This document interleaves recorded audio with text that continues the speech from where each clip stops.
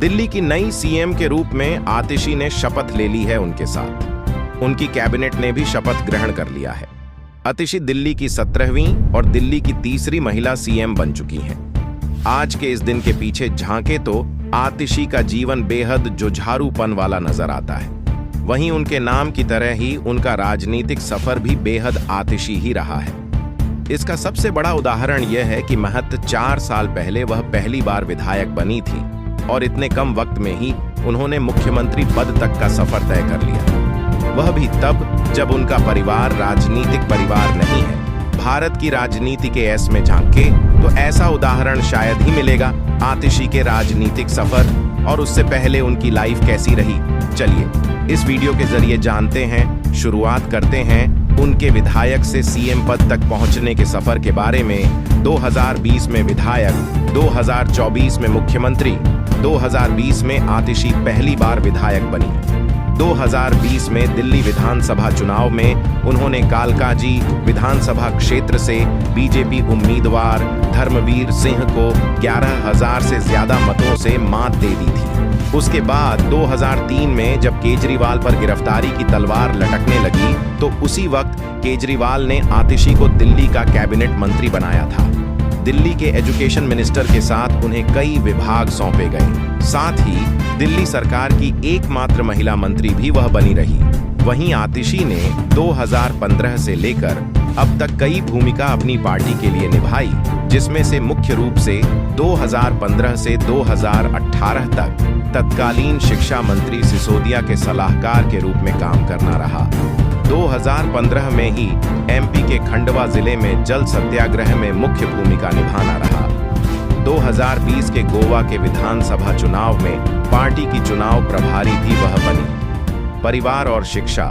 दिल्ली की नई सीएम आतिशी पंजाबी राजपूत परिवार से बिलोंग करती है। 8 जून 1981 को उनका जन्म हुआ था। उनके पिता का नाम विजय सिंह है। वह दिल्ली यूनिवर्सिटी में प्रोफेसर के तौर पर काम कर चुके हैं। आतिशी ने अपनी स्कूली शिक्षा नई दिल्ली के स्प्रिंगडेल स्कूल से पूरी की थी। उसके बाद उन्होंने सेंट स्टीफंस कॉलेज से ग्रेजुएशन किया।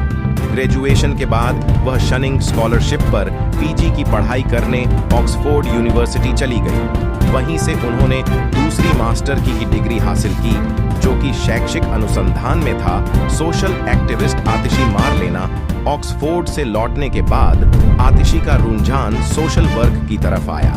उन्होंने एक सोशल एक्टिविस्ट के रूप में काम करना शुरू भी कर दिया। इसी कड़ी में वह एमपी के एक छोटे से गांव में तकरीबन 7 सालों तक रही, जहां उन्होंने जैविक खेती और प्रगतिशील एजुकेशन सिस्टम पर काम किया। सोशल एक्टिविस्ट होने की वजह से उनका जुड़ाव अन्ना के आंदोलन की तरफ हुआ। फिर वह अन्ना हजारे की आंदोलन का हिस्सा भी बनी।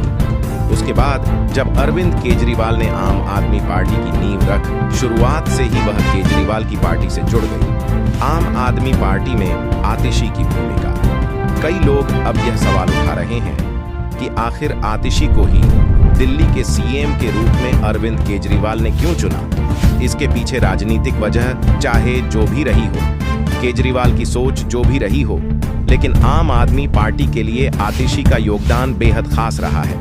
इसके कई झलकियां केजरीवाल के जेल जाने के बाद देखने को मिली। एक प्रवक्ता के तौर पर तो आतिशी ने पूरे दमखम से पार्टी की बातों को सबके सामने रखा ही, केजरीवाल और सिसोदिया की गैर मौजूदगी में वह बेहद सक्रिय रूप से पार्टी के लिए अपना योगदान भी दिया और दिल्ली की विपक्षी पार्टियों पर करारा हमला करती रही। साथ ही एजुकेशन मिनिस्टर के रूप में भी उन्होंने अपनी भूमिका बखूबी निभाई।